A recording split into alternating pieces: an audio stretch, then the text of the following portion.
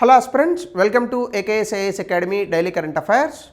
So ఈరోజు current అఫైర్స్లో భాగంగా మనము ఎకనామిక్ సర్వే చూద్దాం. దానికన్నా ముందు లాస్ట్ టైం ఇచ్చినటువంటి క్వశ్చన్ ఇది.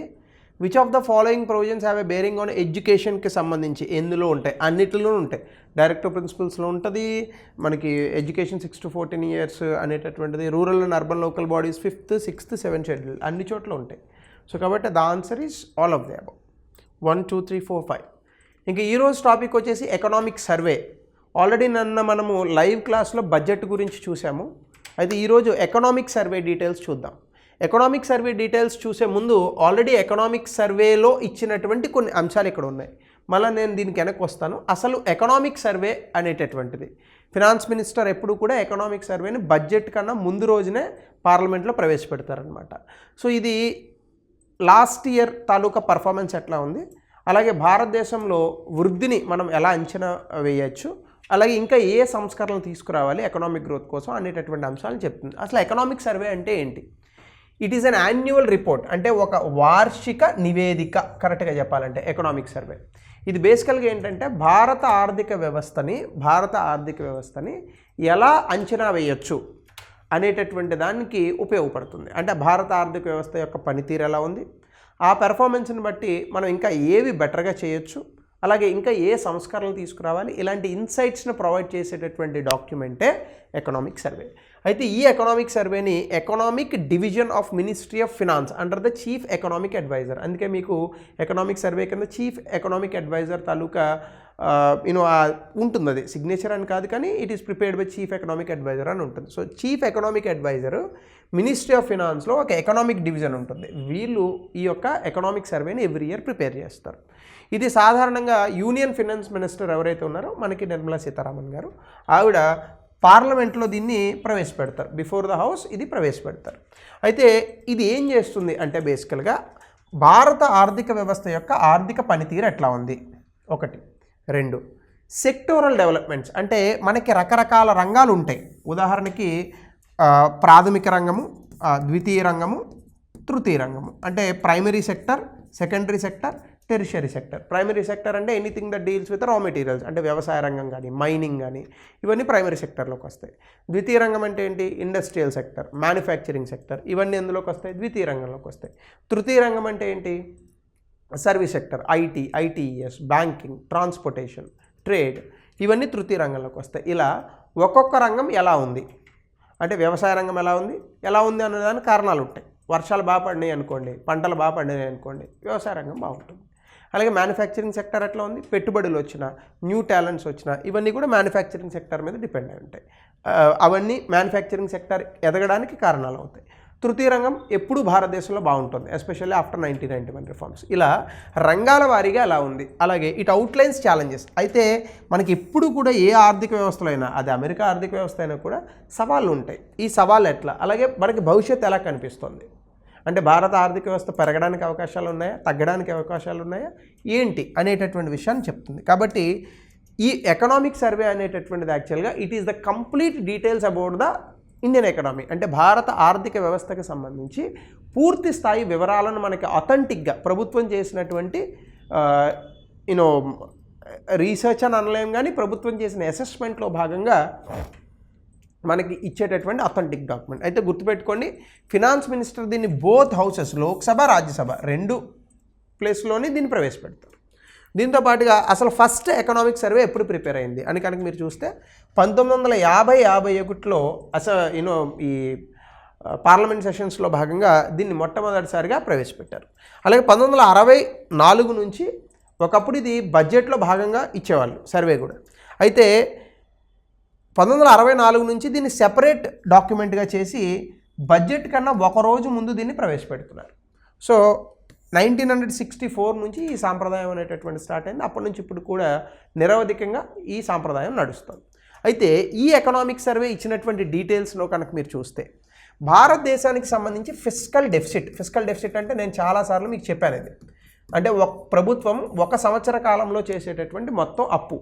ఈ ఫిస్కల్ డెఫిసిట్ FRBM చట్టం ప్రకారం 3% ఆఫ్ జీడిపి ఉండాలి. కానీ ఈ మధ్యకాలంలో కోవిడ్ 2019 తర్వాత ప్రభుత్వానికి ఆదాయం తగ్గింది, ఖర్చులు యథావిధిగా ఉన్నాయి, ఖర్చులు పెరిగినాయి. దీనివల్ల ఫిస్కల్ డెఫిసిట్ 9% వరకు వెళ్ళిపోయినటువంటి సందర్భాలు ఉన్నాయి. సో దీన్ని నెమ్మదిగా మళ్ళీ 3% ఆఫ్ జీడిపికి తీసుకురావాలి. అలా తీసుకురావాలంటే ప్రభుత్వం అనవసరమైనటువంటి ఖర్చులను తగ్గించుకోవాలి. ఎందుకంటే అవసరమైన ఖర్చులను తగ్గించలేరు కదా. ప్రభుత్వ ఉద్యోగులకు ఇచ్చే శాలరీలు కానీ, పెన్షన్లు కానీ, ఇంకా ఇతర అంశాలు కానీ, administrative, police expenses, disaster relief expenses కానీ ఇలాంటివి అన్నీ కూడా తగ్గించుకోలేరు. మరి ఎక్కడ తగ్గించాలి? ఊరికినే ఇచ్చే రాయితీలు, ప్రజలకు ఇచ్చేటటువంటి తాయిలాలు ఒక్కొక్కసారి అనవసరంగా ఇస్తుంటాం. ఇలాంటి వాటిల్లో కనుక మనం ఖర్చులు తగ్గించుకుంటే మనకేమవుతుందంటే ప్రభుత్వానికి అప్పులు తగ్గుతాయి. సో దీన్ని ఆలోచించినటువంటి ప్రభుత్వం గత సంవత్సరమే దీన్ని ఫిస్కల్ డెఫిసిట్ని 4.9%కి తగ్గించే ప్రయత్నం చేసింది.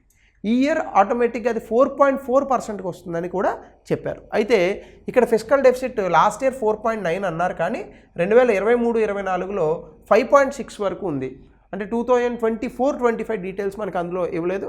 సో అది కనుక మనకి ఉన్నట్లయితే డెఫినెట్గా అది 4.9%కి తీసుకొస్తా ఉన్నారు. ఇయర్ 4.4 అన్నారు. కాబట్టి మనకి ట్రెండ్ అడుగుతాడు, గత 5 ఏళ్ళుగా ఎలా ఉంది. మీరు 5 ఏళ్ళుగా చూస్తే కోవిడ్ తర్వాత 9.2%కి వెళ్ళింది, తర్వాత దాన్ని 6.7% తీసుకొచ్చారు, తర్వాత 6.4, 5.6, తర్వాత 4.9 అన్నారు, ఇప్పుడు 4.4 అన్నారు. అంటే 1, 2, 3, 4, 5, 6 సంవత్సరాలుగా ఈ ఫిస్కల్ డెఫిసిట్ అనేటటువంటిది తగ్గుతూ ఉంది. So the trend of fiscal deficit అంటే ఆర్థిక లోటు లేదా విత్త లోటు అనేటటువంటిది గత 6 సంవత్సరాలుగా తగ్గుతూనే ఉంది. ఈ డెఫిసిటే కాదు, అన్ని డెఫిసిట్లు తగ్గుతున్నాయి, రెవెన్యూ డెఫిసిట్ కూడా తగ్గుతుంది.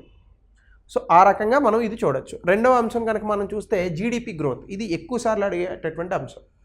అంటే జీడిపి వృద్ధి రేట్ అనేటటువంటి, జీడిపిని 2 రకాలుగా చూస్తారు. ఒకటి కాన్స్టెంట్ ప్రైసెస్, రెండోది కరెంట్ ప్రైసెస్, అంటే ప్రస్తుత ధరల వద్ద, స్థిర ధరల వద్ద. సాధారణంగా జీడిపిని స్థిర ధరల వద్ద లెక్కేస్తేనే కరెక్ట్గా వస్తుంది. అయితే 2019-20 సమయంలో మన జీడిపి నెగిటివ్కి వెళ్ళింది, -7.2. తర్వాత ఇయర్ వచ్చేటటువంటిది మనకి ఎక్కువ కనిపిస్తుంది. కాబట్టి మీరు కనుక చూస్తే 2021-22లో 9.7% ఉన్నటువంటి జీడిపి తర్వాత కాలంలో 2022లో 7%కి వచ్చింది, తర్వాత 8.2%కి వచ్చింది. కానీ ఇది రివైజ్డ్ ఎస్టిమేట్స్, తర్వాత ప్రొవిజనల్ ఎస్టిమేట్స్ వచ్చాయి. దాని తర్వాత అడ్వాన్స్డ్ ఎస్టిమేట్స్ కనుక తీసుకుంటే 6.4, ఇయర్ 6.3 to 6.8 ఉంటుందని అంటున్నారు.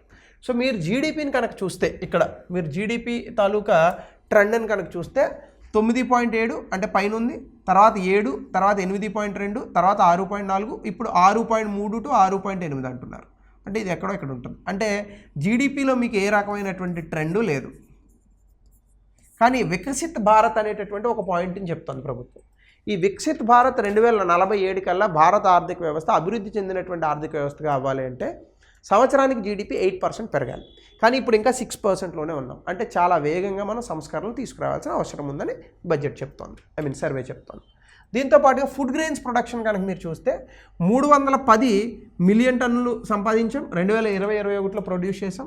21-22లో 315 మిలియన్ టన్నులు, 329 మిలియన్ టన్నులు తర్వాత సంవత్సరం, 23-24 332 మిలియన్ టన్నులు. అంటే భారతదేశంలో వ్యవసాయ రంగం ఏ రకమైనటువంటి పరిస్థితులు వచ్చినప్పటికీ, వర్షాలు పడ్డా పడకపోయినా ఇంకొకటి జరిగినా అద్భుతంగా ఈ యొక్క ఫుడ్ ప్రొడక్షన్ని పెంచుతోంది. అంటే గత 4 సంవత్సరాలుగా ఫుడ్ ప్రొడక్షన్ అనేటటువంటిది పెరుగుతూనే ఉంది. స్వల్పంగా పెరుగుతోంది కానీ పెరుగుతోంది. ఇది మనం ట్రెండ్గా చెప్పొచ్చు. ఇక మూడవ అంశం కనుక మీరు చూస్తే క్యాపిటల్ ఎక్స్పెండిచర్, అంటే ఒక సంవత్సరంలో ప్రభుత్వం ప్రొడక్టివ్ పర్పసెస్ అంటే ఏంటి? ఏవైనా కొత్త ఆస్తులు సృష్టించడం కానీ, అంటే కొత్తగా రోడ్లు కట్టడం కానీ, బిల్డింగ్లు కట్టడం కానీ, పోర్ట్లు కట్టడం కానీ, ఎయిర్పోర్ట్లు కట్టడం కానీ, ఇట్లాంటి వాటిల్ని మూలధన వ్యయం అని అంటాం. ఈ మూలధన వ్యయం అనేటటువంటి దాన్ని ఈ మధ్య కాలంలో గత బడ్జెట్లో కూడా 11,11,111 కోట్లు ప్రకటించారు. ఖర్చు పెట్టింది 1 లక్ష కోట్లు తగ్గినప్పటికీ 10 లక్షల కోట్లు ఖర్చు చేశారు. ఈ సంవత్సరం అది 11,21,000 కోట్లుగా చెప్పారు. అంటే ఇది జీడిపిలో పర్సంటేజ్గా లెక్కేస్తే చాలా అద్భుతంగా పెరుగుతుంది. గత 4 సంవత్సరాల్లో అంటే 2020-21 నుంచి 23-24 వరకు 2.1% జీడిపి ఉన్నది, తర్వాత 2.5 అయింది, తర్వాత 2.7 అయింది, ఇప్పుడు 3.2. చాలా అత్యధికంగా మనము ఈ యొక్క మౌలిక సదుపాయాల కోసం డబ్బులు ఖర్చు చేయడం అనేటటువంటి దాన్ని పెంచాం.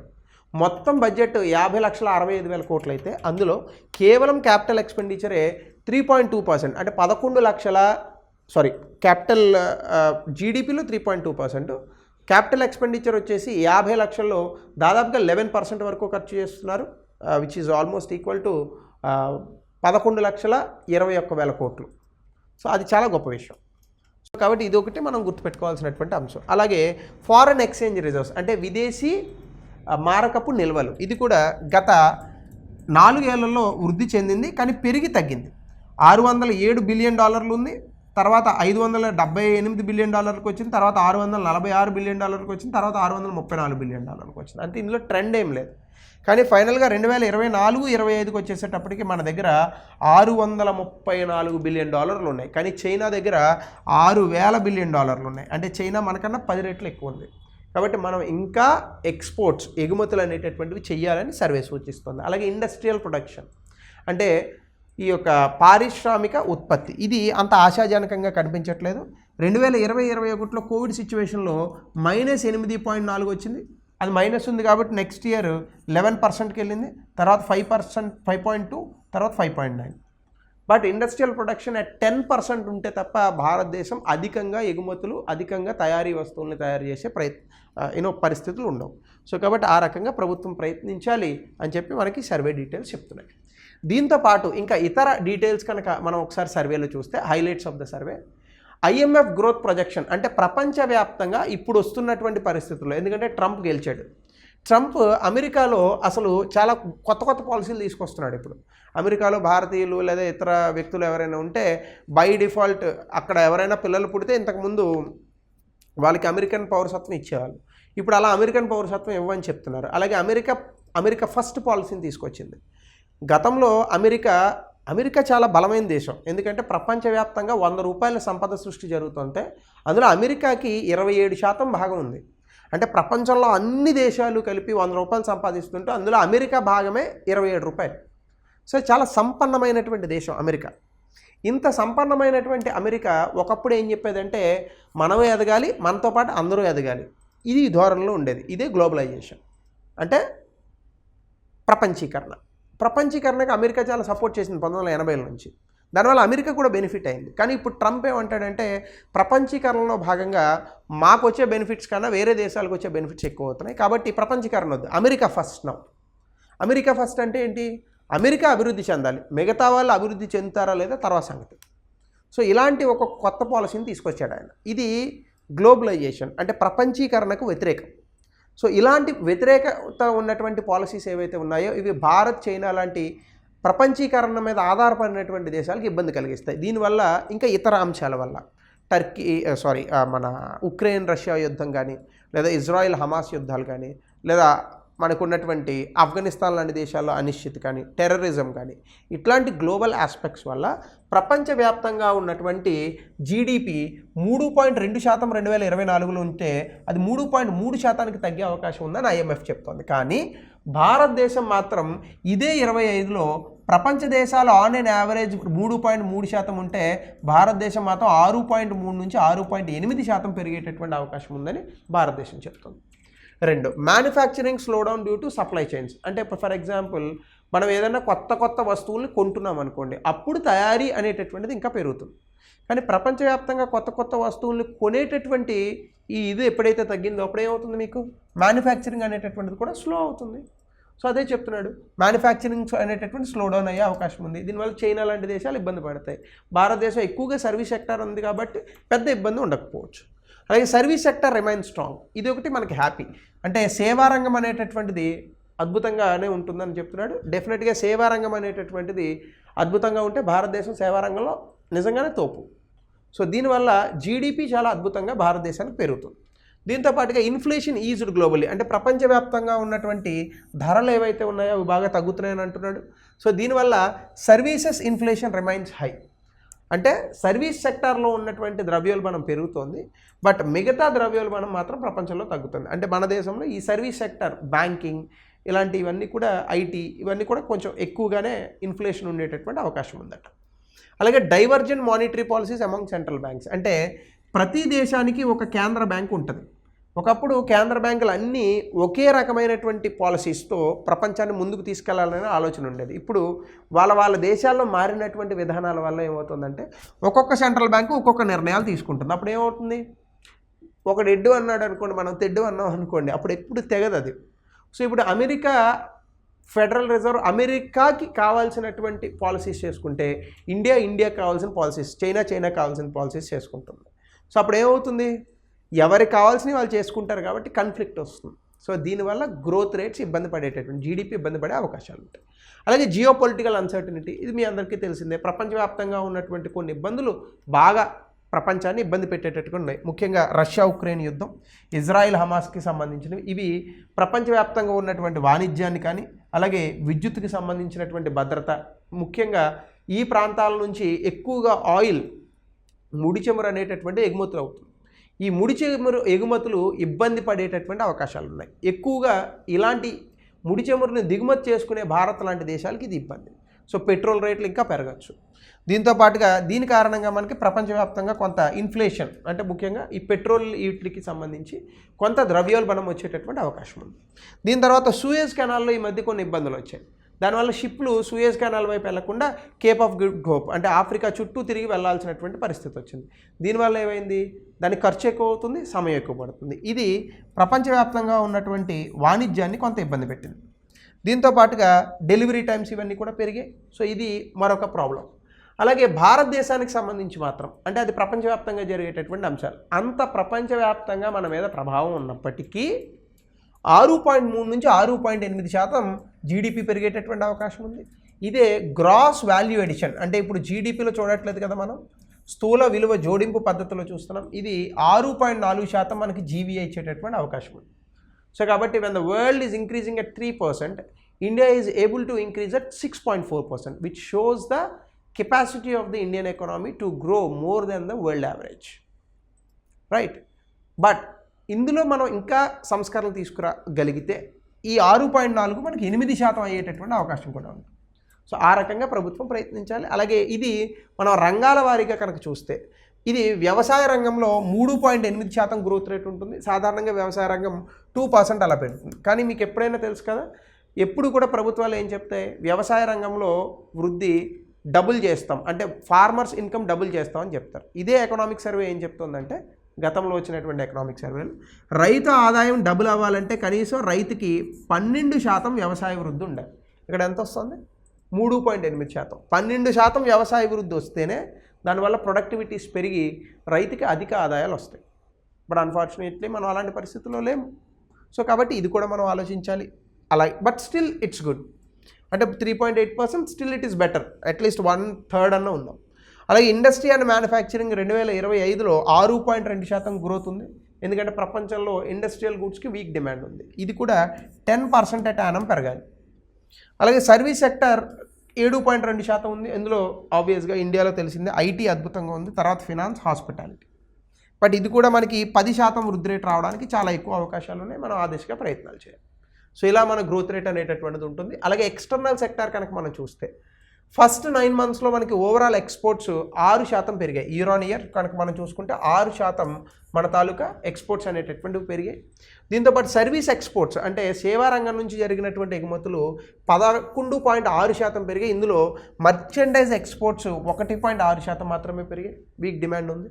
అలాగే ఇంపోర్ట్స్ 5.2% పెరిగాయి. దీని కారణంగా ట్రేడ్ డెఫిసిట్, అంటే ఏంటి, ఎక్స్పోర్ట్స్ మనం చేస్తే డాలర్లు వస్తాయి, ఇంపోర్ట్స్ అంటే దిగుమతులు చేసుకుంటే మన దగ్గర ఉన్న డాలర్లు పోతాయి. సో ఎప్పుడు కూడా డాలర్లు వచ్చే ప్రాతిపదిక ఉండాలి, అంటే ఎక్స్పోర్ట్స్ అధికంగా ఉండాలి, ఇంపోర్ట్స్ తక్కువ ఉండాలి. బట్ ఇంపోర్ట్స్ కూడా ఎక్స్పోర్ట్స్ అంతా పెరుగుతున్నాయి కాబట్టి మనం వేరే దేశాలకు ఇవ్వాల్సినటువంటి ఈ $- పెరుగుతుంది. సో దీన్నే మనం ట్రేడ్ డెఫిసిట్ అని అంటాం. అంటే ఇప్పుడు అమెరికాకి మనం ఎక్కువ ఎగుమతులు చేసాము, తక్కువ దిగుమతులు అమెరికా నుంచి చేసుకున్నాం అనుకోండి, అమెరికా వాడు మనకి బాకీ పడుతుంది. కానీ చైనా మనకి ఎక్కువ ఎగుమతులు చేస్తుంది, మనం చైనాకి తక్కువ ఎగుమతులు చేస్తున్నాము అని అనుకోండి. చైనా నుంచి దిగుమతి ఎక్కువ, ఎగుమతులు తక్కువ అనుకోండి, ట్రేడ్ డెఫిసిట్ ఉంటుంది. సో అలా ఎగుమతులు ఉన్నప్పటికీ దిగుమతులు పెరగడం వల్ల ట్రేడ్ డెఫిసిట్ వస్తుందని అంటున్నాడు సర్వేలో. దీంతోపాటు India top global remittance recipient, అంటే ఏంటిదని అర్థము, ప్రపంచవ్యాప్తంగా భారతదేశం నుంచి వెళ్ళి వేరే దేశాలలో స్థిరపడినటువంటి వ్యక్తులు ఎవరైతే ఉన్నారో ఈ వ్యక్తులు ఇండియాకి పంపించేటటువంటి డబ్బులు, ఇందులో ప్రపంచవ్యాప్తంగా ఉన్న అన్ని దేశాల కన్నా భారతదేశానికి అధికంగా ఉంది. దీనివల్ల మన కరెంట్ అకౌంట్ డెఫిసిట్ కూడా తగ్గుతుంది. సో ఇది ఆల్మోస్ట్ 1.2% జీడిపి దగ్గర ఉందని చెప్తున్నాడు. అలాగే భారతదేశానికి సంబంధించినటువంటి ఎకనామిక్ ఛాలెంజెస్ ఉన్నాయి. ఇవి మళ్ళీ మనం పార్ట్ 2 రేపు చూద్దాం. So keep watching for the survey details. So thank you, have a nice day.